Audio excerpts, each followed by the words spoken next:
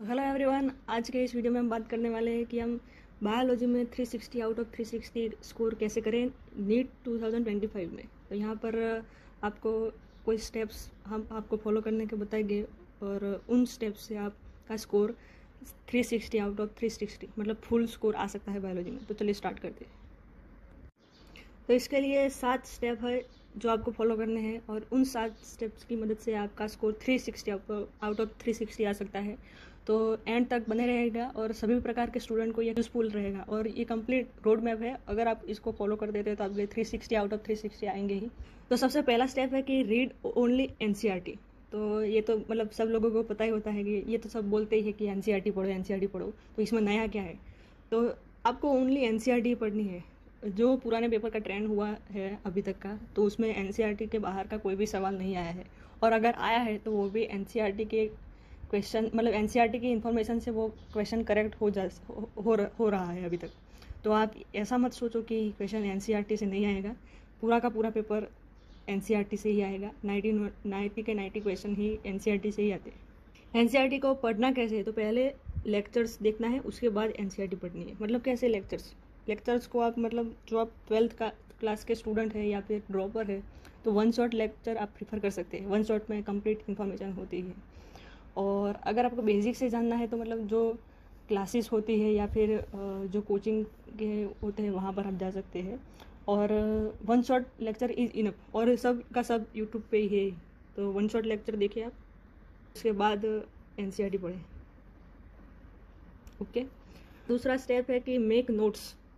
आपको नोट्स बनाने और उसका पहला ही सेंटेंस है ओवन नोट्स। मतलब आपको अपने ही नोट्स बनाने हैं, किसी के उठा के डाउनलोड नहीं करने कि आप भाई तू मुझे तेरा नोट्स दे दे, मुझे चाहिए, या फिर कोई भी नोट्स मतलब, क्योंकि अपने नोट्स ये अच्छे होते हैं। क्या लिखना है नोट्स में वो आपको बताऊँ। आईएमपी पॉइंट्स लेक्चर्स के, मतलब कि जो पॉइंट आपको आईएमपी इंपॉर्टेंट लगे और जो आपको कन्फ्यूजिंग लगे वो भी। ऑल एग्जाम्पल्स 70% क्वेश्चन एग्जाम्पल से आता है।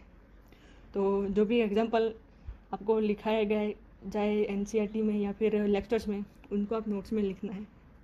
डिफिकल्ट पॉइंट्स मतलब जो बायोटेक वाले चैप्टर से या फिर जो कॉन्सेप्ट रिलेटेड चैप्टर होते हैं उसमें कॉन्सेप्ट लिखना पड़ता है और ये समझने के लिए पॉइंट होते हैं। तो वो डिफ़िकल्ट पॉइंट जो आपको लगते हैं समझने में वो, और कॉन्सेप्ट मतलब मैकेनिज्म बेस्ड होते हैं फोटोसिंथेसिस में, रेस्पिरेशन इन प्लांट, ये सब चैप्टर में जो भी कॉन्सेप्ट आते हैं, जिस चैप्टर से कॉन्सेप्ट वाले टॉपिक है उनको आप उनका कॉन्सेप्ट भी लिखना है और जो आपको डिफ़िकल्ट पॉइंट लगे वो भी लिखना है, एग्जाम्पल लिखने हैं और इम्पोर्टेंट पॉइंट लिखने हैं। ओके।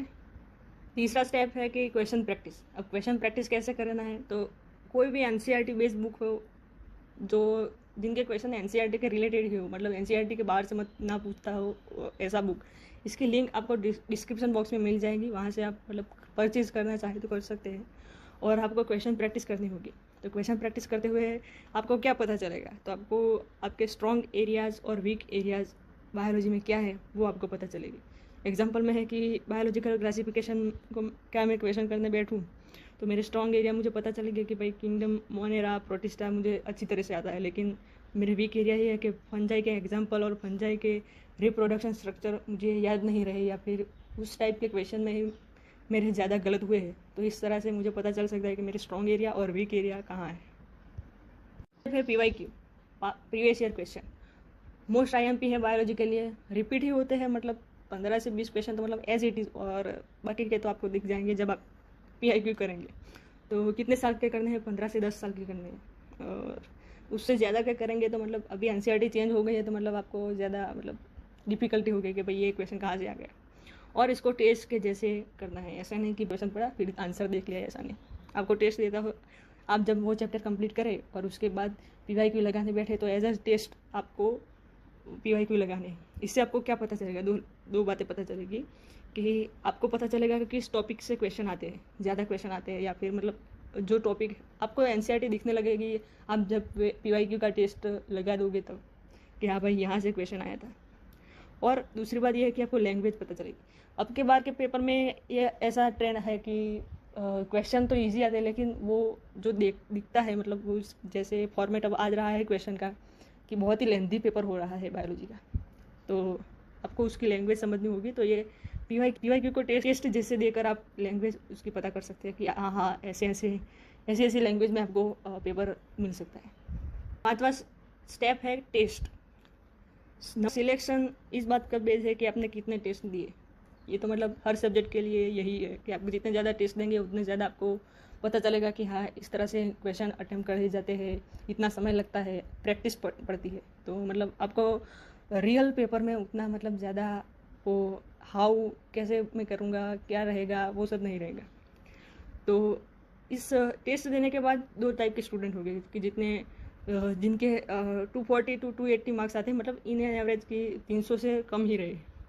और दूसरे टाइप के जो स्टूडेंट हो गए तो उनके मार्क्स 300 310 मतलब 330 के नीचे ही रहेंगे, उससे ज़्यादा बढ़ ही नहीं रहे होते। कि आपने 5 टेस्ट दिए तो उसमें मतलब ऐसा ही स्कोर आ रहा है, तो आपको कैटेगरी 1 या कैटेगरी 2 में बिलोंग करते हैं। अब जो लोग कहेंगे कि भाई मेरा तो 220 से कम स्कोर आ रहा है, तो वो स्टेप 1 2 3 एंड 4 डिसिप्लिन के साथ फिर से फॉलो करें। क्योंकि इतना कम स्कोर आने की वजह यह है कि आपने मतलब पहले के जो मैंने 4 स्टेप बताए उनको कहीं ना कहीं फॉलो नहीं किया है, या फिर गड़बड़ी की है कि भाई चलता है, इतना ज़्यादा PYQ नहीं करना चाहिए, अच्छे से एक चैप्टर मुझे पसंद है तो उनके PYQ कर लेता हूँ, बाकी के टेस्ट देने के बाद करूँगा। तो मतलब ऐसे ही कुछ गड़बड़ी की होगी, इसलिए आपका स्कोर इतना रह गया है। तो अब ये 2 कैटेगरी वाले स्टूडेंट क्या करें, तो उसका सॉल्यूशन बताऊँ। जिनका स्कोर 240 to 280 मतलब 300 से कम है, उनको क्या करना चाहिए, तो रीड NCERT बिफोर टेस्ट।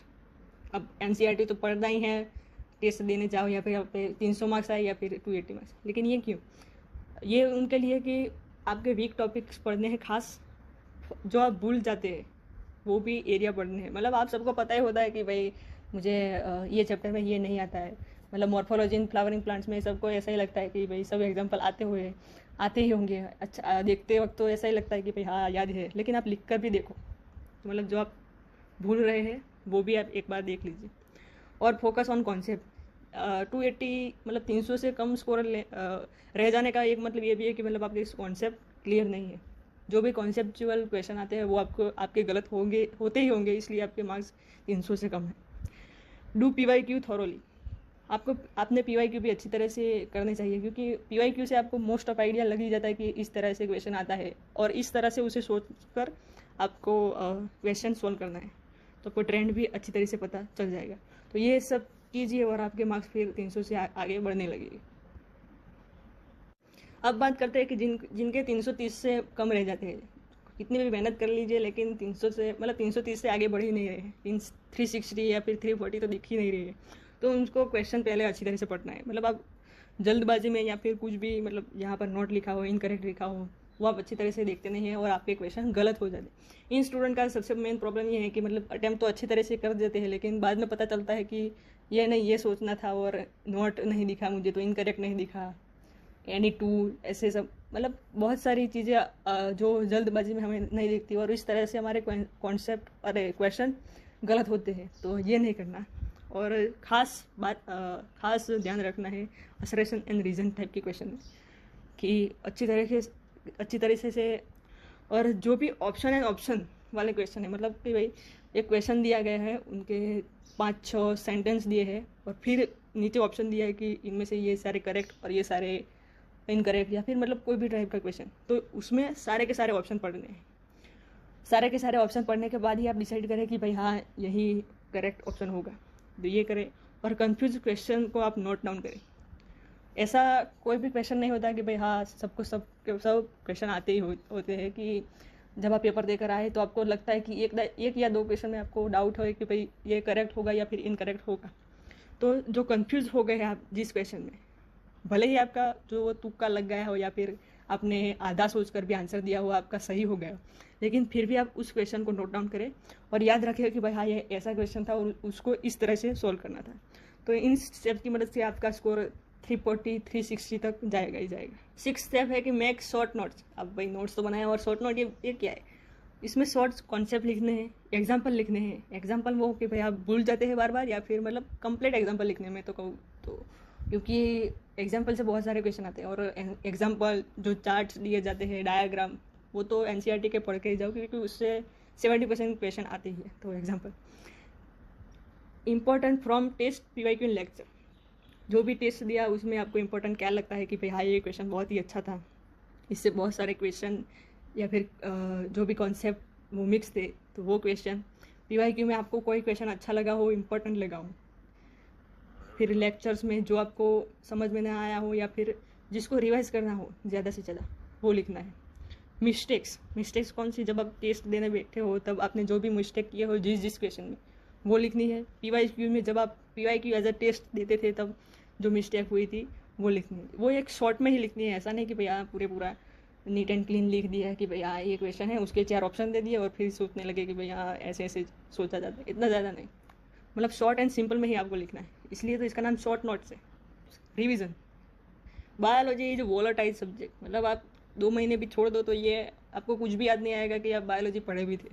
तो बायोलॉजी में रिवीजन बहुत ही इंपॉर्टेंट है। रिवीजन कैसे करना है, पहले लेक्चर्स के नोट रीड करने हैं, फिर NCERT रीड करनी है बहुत ही अच्छी तरीके से। NCERT की एक भी लाइन छूटनी नहीं चाहिए। Question practice PYQ, question practice में रिवीजन कैसे होगा, क्वेश्चन प्रैक्टिस से ही रिवीजन होगा, क्योंकि उससे आपको याद आएगा कॉन्सेप्ट कि भाई हाँ ये पढ़ा था, ये भूल गए हम। फिर शॉर्ट नोट, जो ऊपर शॉर्ट नोट्स बनाए उस शॉर्ट नोट की बात हो रही है। उसके बाद रिपीट, फिर से स्टार्ट करें कि भाई lectures note, NCERT, question practice, short note. ये कब तक करना है, जब तक आपका एग्ज़ाम ना आ जाए तब तक करना है। ऐसे ही जाना है और फॉलो करना है इसे। और जब एग्ज़ाम आ जाएगी, भाई एग्ज़ाम नज़दीक है, या चाहे वो स्कूल का एग्ज़ाम हो या फिर नीट एग्ज़ाम हो, तो उसमें आपको नोट्स पढ़ने हैं, NCERT पढ़नी है और PYQ करनी है। PYQ भी स्टार मार्क्स, मतलब स्टार मार्क क्यों, क्योंकि जो PYQ आपको पूरे के पूरे PYQ करने ही नहीं है, क्योंकि NCERT में और मतलब बायोलॉजी में तो एक चैप्टर से मतलब मिनिमम जो आप 10 साल के भी देखें तो भी 50+ क्वेश्चन तो होंगे ही। लिविंग वर्ल्ड को मतलब छोड़ देते हैं, क्योंकि मतलब उसमें तो इतने सारे क्वेश्चन नहीं पूछे जाते, लेकिन मतलब 50 क्वेश्चन करना और वो भी शॉर्ट्स रिवीजन टाइप, तो ये पॉसिबल नहीं है। तो जो आपने स्टार मार्क किए हो कि भाई ये क्वेश्चन मुझे नहीं आता था या फिर इसमें बहुत लॉजिक था, तो ये वही वाले क्वेश्चन आपको करने हैं। और नोट्स, यहाँ पर नोट्स लिखा है, ऐसा नहीं कि लॉन्ग नोट्स या फिर शॉर्ट नोट, यह आपके ऊपर डिपेंड करता है कि आपने कैसे बनाए हैं। और शॉर्ट नोट्स ही रिवाइज करना, क्योंकि मतलब उसमें ही सब कुछ आ जाता है और उससे आपको बहुत ही अच्छी तरीके से पता चल जाता है। तो ये रिवीजन वाला स्टेप कंप्लीट करना है, और यहाँ पर हमारे 7 के 7 स्टेप कंप्लीट हो चुके हैं। जो भी स्टेप्स आपको बताए गए हैं वो सारे ट्राई एंड टेस्टेड हैं, मतलब मैंने भी फॉलो किए हैं और आपको तभी फॉलो करने के लिए आपको बता रहे हैं। तो विश्वास रखिए कि आप ये 7 स्टेप 1 मंथ के लिए भी आप ट्राई करें, मतलब ट्राई एंड टेस्ट, कि आप 1 मंथ के लिए ट्राई करें और फिर मैजिक देखिए कि कैसे आपके मार्क्स बढ़ रहे हैं। या फिर मतलब जब तक आप उसको मतलब फॉलो नहीं करेंगे तब तक आपको पता नहीं चलेगा कि भाई हाँ ये मतलब रिजल्ट देता है या फिर नहीं। तो एक बार ट्राई करें और फिर मुझे कमेंट में बताएं कि आपको कैसा लगा ये वीडियो, और आपका स्कोर इम्प्रूव हो रहा है या फिर नहीं हो रहा है। 1 महीने के बाद प्लीज़ कमेंट करके बताना। तो तब तक के लिए थैंक यू वेरी मच ये वीडियो देखने के लिए, और किसी और सब्जेक्ट की स्ट्रेटेजी चाहिए तो कमेंट करके बता देना, फिजिक्स या फिर केमिस्ट्री के लिए। अब तक के लिए आप पढ़ते रहिए और थैंक यू वेरी मच।